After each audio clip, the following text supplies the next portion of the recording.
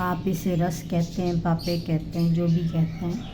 तो मैंने कहा ये भी ले लेते हैं कि मुझसे अक्सर कहा जाता है कि भाई खाली चाय ना पियो, तो मैंने कहा चलो थोड़ा सा ये भी ले लेते हैं।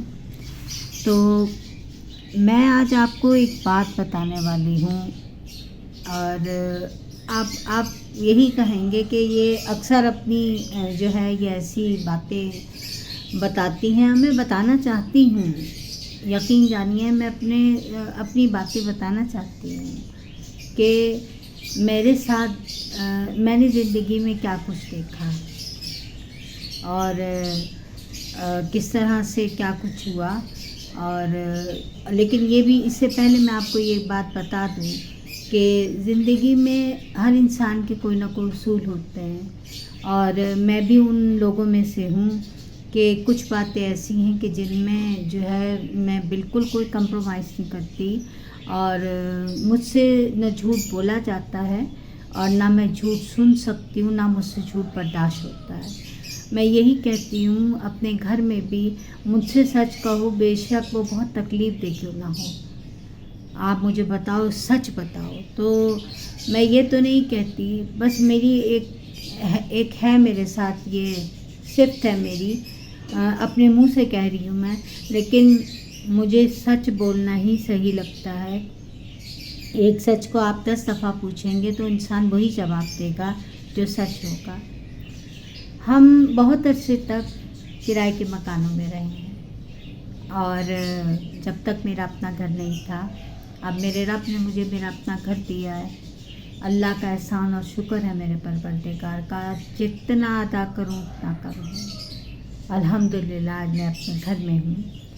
और जब हम किराए के मकानों में रहते हैं तो हम नहीं जानते कि यहाँ पर कौन से लोग आए, कौन रह के गए, क्या हुआ क्या नहीं हुआ, हम कुछ भी नहीं जानते। बहरहाल माशाअल्लाह से मेरे 2 बेटे हैं, मैंने आप लोगों को पहले भी बताया है। मेरा छोटा वाला बेटा हाफिज़ कुरान है और माशाअल्लाह अल्हम्दुलिल्लाह उसको दीन की भी समझ है और माशाअल्लाह मुझे कभी भी ये कहने की ज़रूरत पड़ी ही नहीं ज़िंदगी में अपने बच्चों को कि देखो बेटा रोज़ा रखना है। मेरे घर का माहौल ऐसा था, मेरे शौहर और तमाम लोग जितने भी थे वो रोज़े रखते थे, तो मेरे बच्चों को भी आदत है। अल्हम्दुलिल्लाह अल्लाह ताला ने ऐसे में मेरे साथ ये भी बड़ी मेहरबानी की कि मेरे शौहर की और मेरी ख्वाहिश थी कि हाफिज़ कुरान बने, तो अल्हम्दुलिल्लाह वो बन गया।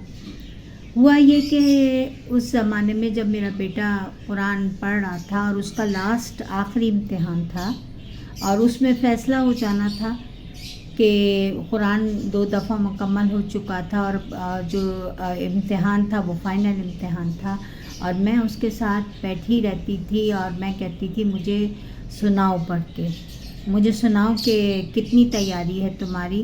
तो मैंने उसके इम्तिहान से 1 माह पहले ही उसकी तैयारी शुरू करवा दी थी और मैं बैठ के उससे कुरान पाक सुनती थी, कभी 1 सिपारा और कभी आधा सिपारा। और हम उन दिनों भी किराए के ही मकान में रहते थे। तो हुआ यूँ कि जिस मकान में हम रहते थे वो बेहद खूबसूरत मकान था, बहुत खूबसूरत मकान, और हम उसमें रहते थे। उसमें एक कमरा बहुत बड़ा था जो ड्राइंग रूम के तौर पर इस्तेमाल होता था और 2 बेडरूम थे। मैं उसको अक्सर कोने में ले जाती ड्राइंग रूम में और मुझसे कहती कि चलो सुनाओ मुझे कुरान, और वो मुझे कुरान सुनाता।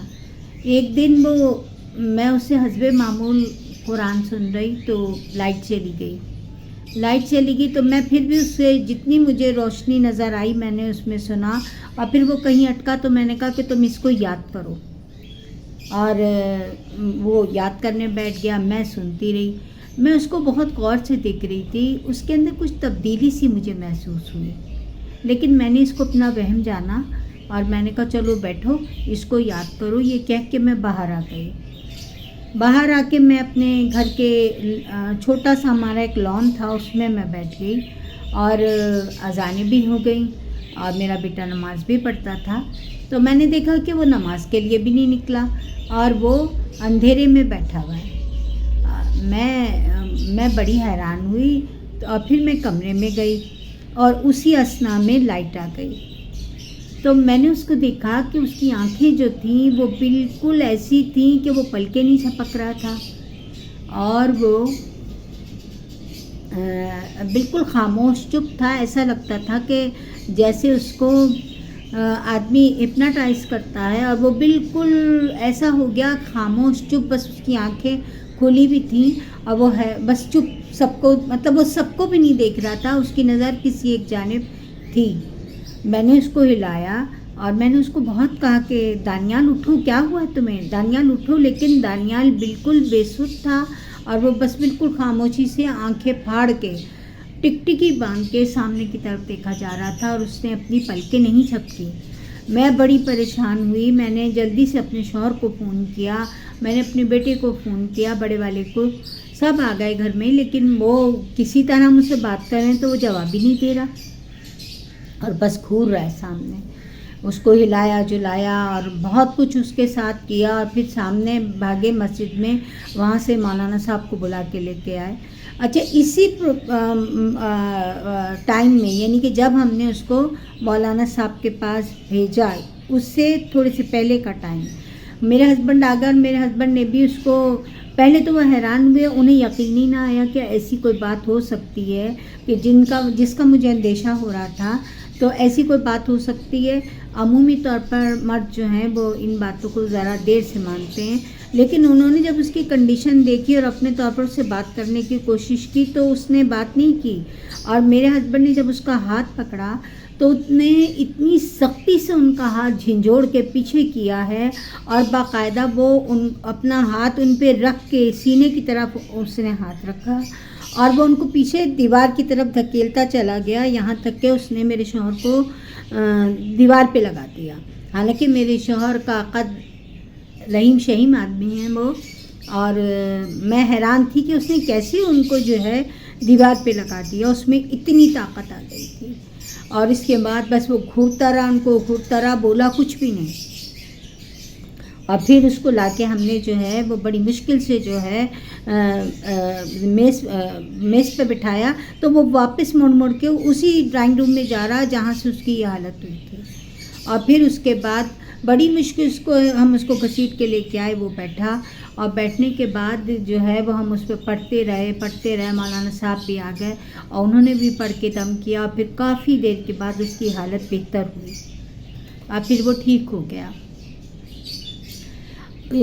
ہم جب اس کی طبیعت ٹھیک ہو گئی، اس نے اپنے آپ ہی جو ہے وہ آنکھیں اس کی جھپکنی شروع ہوئیں، اور پھر وہ تھوڑا بہتر ہوا. اور اس دن اس نے ہمیں کچھ نہیں بتایا، بالکل خاموش ہو گیا، چپ ہو گیا، اس نے کوئی بات نہیں بتائی. اور ہم سب بس پریشان اس کو دیکھ کے، اور چپ کر کے جا کے وہ سو گیا. دوسری صبح جب وہ اٹھا تو ہم نے، اس کی طبیعت بہتر تھی، اور ہم نے اس سے پوچھا کہ تمہارے ساتھ کیا ہوا، تم نے کل ایسا ریئیکٹ کیوں کیا؟ تو وہ کہنے لگا، امی بات یہ ہے کہ میں بھی وہمی اس بات کو سمجھ رہا تھا. مجھے اس ڈرائنگ روم کے کونے میں کئی دن سے یہ فیل ہو رہا تھا کہ جیسے وہاں پہ کوئی چیز ہے، اور اس نے پورا کالے رنگ کا لبادہ اڑا ہوا ہے، اور وہ مجھے خوفناک آنکھوں سے گھورتا ہے.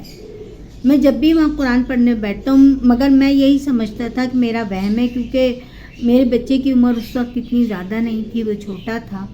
تو میں مطلب اس نے نہ مجھے کچھ بتایا تھا. تو اس دن جس دن وہ باقاعدہ وہ چیز اس کے اوپر آ گئی، اس کے اندر چلی گئی، اور تو اس نے بتایا کہ یہ جو یہاں پہ آپ مجھے پڑھا رہی تھی، اور وہ سامنے کی طرف کونے میں ایک آدمی کالے رنگ کے لبادے میں تھا، اس کی آنکھیں لال لال تھیں، اور وہ اشارے سے مجھے منع کر رہا تھا کہ یہ پڑھنا بند کر دو، جیسے قرآن پاک پڑھنا بند کر دو. اور وہ مجھے ڈرا رہا تھا، اور بس پتہ نہیں کس طرح میں بالکل ایسے ہو گیا جیسے میرے اندر جان نہیں ہے، اور میں نے پڑھنا بھی بند کر دیا، اور میں اپنی جگہ ساکن ہو گیا. پھر اس کے بعد وہ ٹھیک تو ہو گیا، اور پھر اس کا بہت علاج کرایا ہم نے. اس گھر سے بھی میں اپنی والدین کے گھر چلی گئی، کیونکہ وہاں ہوتا تو اس کی طبیعت بگڑتی رہتی تھی. اور اس طرح سے قرآن پاک وہاں پڑھنے کی وجہ سے وہاں پر جو بھی کوئی چیز تھی، ظاہر ہے وہ کوئی غیر مخلوقی چیز تھی، اور وہ مسلمان بھی نہیں تھی، تو وہ اس پہ حملہ کرتی. اس کے حملے سے اس پہ اثر تو ہوا تھوڑا بہت، لیکن خدا نخواستہ کوئی بڑا نقصان نہیں ہوا. اور پھر اب تک اس کا یہ حال ہے کہ اب بھی وہ کبھی کبھی مجھے محسوس ہوتا ہے اس کا وہی انداز ہو جاتا ہے.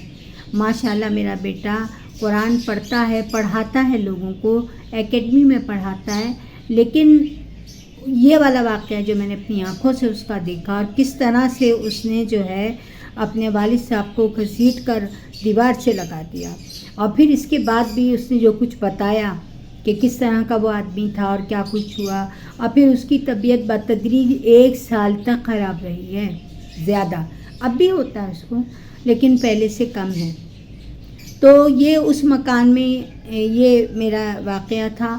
اور ایک اور واقعہ ایسا ہی وہاں پہ ہوا کہ رمضانوں کے دن تھے، ہم لوگ افطار بنا رہے تھے اور میرا بیٹا مجھ سے کہنے لگا کہ امی ابھی تو ٹائم ہے افطار میں، تو میں نہا کے آتا ہوں. وہ گیا ہے ہمارے سامنے نہانے کے لیے، ہم غسل خانے میں، ہم نے اپنی آنکھوں سے دیکھا اس کو، میں بھی وہاں موجود تھی، میری بیٹی بھی وہاں موجود تھی، وہ ہمارے سامنے گیا ہے.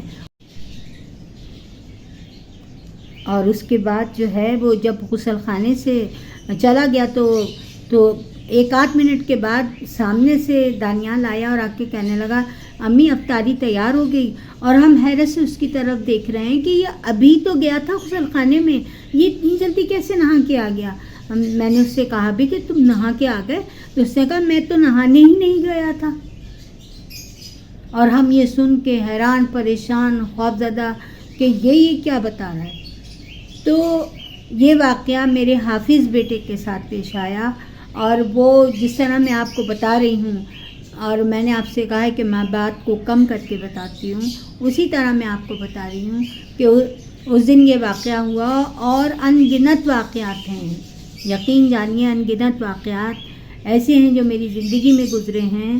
اور ہم 26 سال تک کرائے کے مکانوں میں رہے ہیں، اور وہاں پر ہم نے جو کچھ دیکھا ہے وہ ہم جانتے ہیں اور ہمارا خدا جانتے ہیں. تو یہ تھی میرے بیٹے کی کہانی کہ جو دوران قرآن پڑھتے ہوئے اس کے اوپر جس طرح سے وہ چیز حملہ آور ہوئی، اور میرا بیٹا جو تھا اللہ کے فضل و کرم سے اس میں سے نکل آیا، کیونکہ نکلنا تو تھا ہی، کیونکہ وہ ہے اللہ کی کتاب اور وہ پڑھ رہا تھا، یاد کر رہا تھا، تو انشاءاللہ نکل تو جانا تھا. لیکن یہ واقعہ جو ہے یہ آج تک ہم سب کے ذہنوں میں ہے. اور اگر آپ انٹرسٹڈ ہیں، اگر آپ اس واقعے کو سن کے آپ میں انٹرسٹ پیدا ہوتا ہے، تو اور بھی بہت کچھ ہے میرے پاس بتانے کے لیے کہ جو کچھ زندگی میں ہوا. میں نے جو کچھ کہا وہ ہر بحرف صحیح کہا ہے، میں نے کہیں مبالغہ جو ہے وہ نہیں کیا، اور بالکل سچ بات آپ کو بتا رہی ہوں کہ ایسے بے شمار واقعات اس گھر میں بھی پیش آئے. یہاں میں نے صرف 2 واقعات آپ کے سامنے بیان کیے ہیں. اگر آپ کو میری بات پہ یقین ہے اور آپ اس کو سچ سمجھتے ہیں تو مجھے پلیز کامنٹس میں بتائیں. میں آپ کو بہت سارے واقعات بتاؤں گی کہ جو کچھ گزرا ہے میرے اوپر، میرے بچوں کے اوپر، اور کیا کتنی تکلیف کے یہ دن میں نے گزارے ہیں. تو یہاں میں لیتی ہوں آپ سے اجازت. پھر حاضر خدمت ہوں گی کسی نئی ریسیپی یا کسی نئے واقعے کے ساتھ. مجھے دیجیے اجازت. اللہ ہم سب کا نگہبان. اللہ حافظ.